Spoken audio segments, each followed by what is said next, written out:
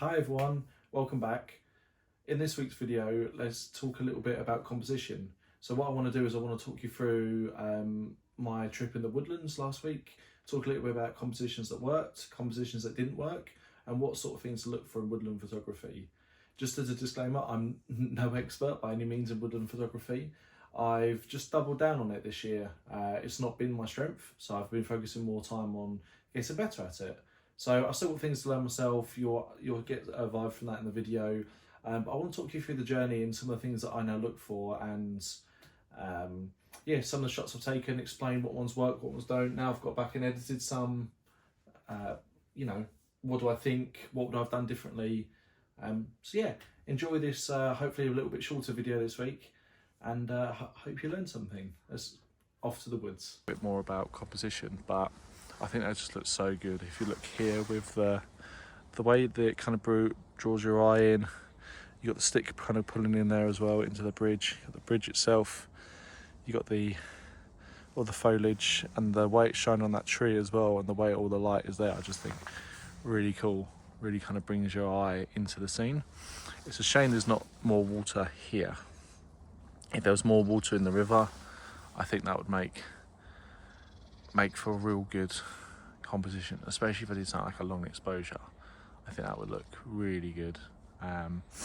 But saying that, good times to come back in the winter when it's been raining a bit more. Obviously there'll be less leaves, but good chance.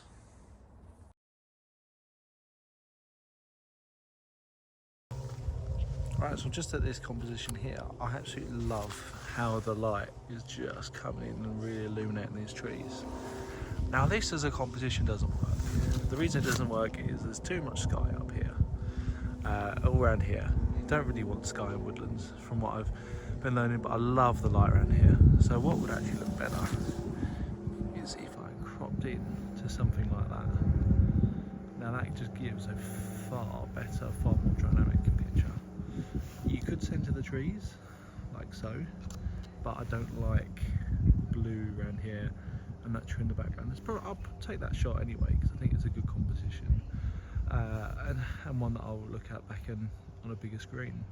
But I think actually having it like that, where I've got this tree here on one of the thirds, using all the thirds line. Got a little log down there, could be a bit distracting. I don't know what I'll do with that bucket there for now.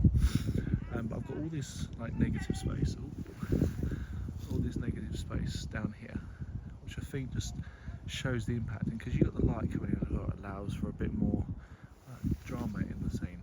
So hey, top tip, that's my advice. That is, you could go in one more as well, make it super cropped, and I think that looks really cool. Look at all that down there with all the lights. I think that just looks amazing. But yeah, like I say, that shot there, not good. If I go all the way back here, that's my current view. But yeah, really kind of zooming into that gives a far better image.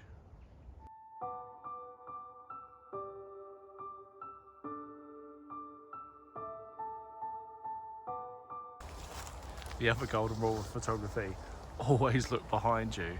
So where I've been walking down this path, I've kind of come back round, and I've got a really nice portrait shot. So I'm using this tree here as the focus. I'm zoomed in now around at 70, and I'm using 60th of a second f8, and then still my ISO 800, and I'm just focusing on the tree itself. And the colours are just beautiful. There's a little bit of sunlight coming in here, which the phone isn't picking up, but just looks incredible. So you think about it.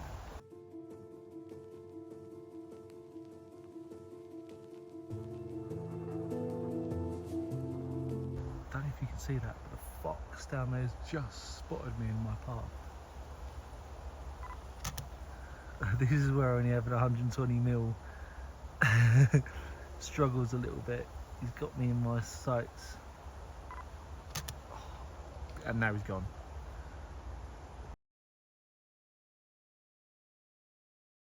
I've got something looking roughly like this composition, straight down there. So negative, talk about negative space with this tree, loads of negative space, and all the colours in here. I did think about cropping in, but they're just amazing.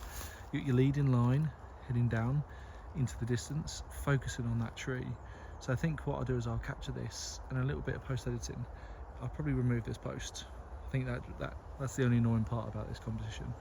I want to keep the colours in here, but I'm probably going to darken it. So I'm probably going to do a radial gradient somewhere around here to really do that, but then invert it and then just really dial down the exposure of this a little bit more.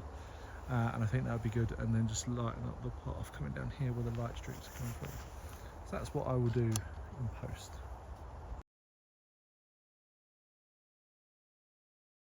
So another composition I'm looking at is this one here. Oh, look at the colours. Oh, I love it. Love this time of year. Just wow. Yeah, the colours don't work really well. The challenge that I have with this though is there's just too much noise. Like, you look at this now, you're just overwhelmed with colours, and yeah, your eye immediately comes to here, which is a good thing actually. You want your eye to come to here, then you want your eye to go to the back. So this composition actually does work, even though there's a lot of noise. Especially if you can just, you know, kind of soften down here and soften down here a little bit, really draw your eye to the middle. So you don't always have to have crop shots. I think it's just all about where the eye goes.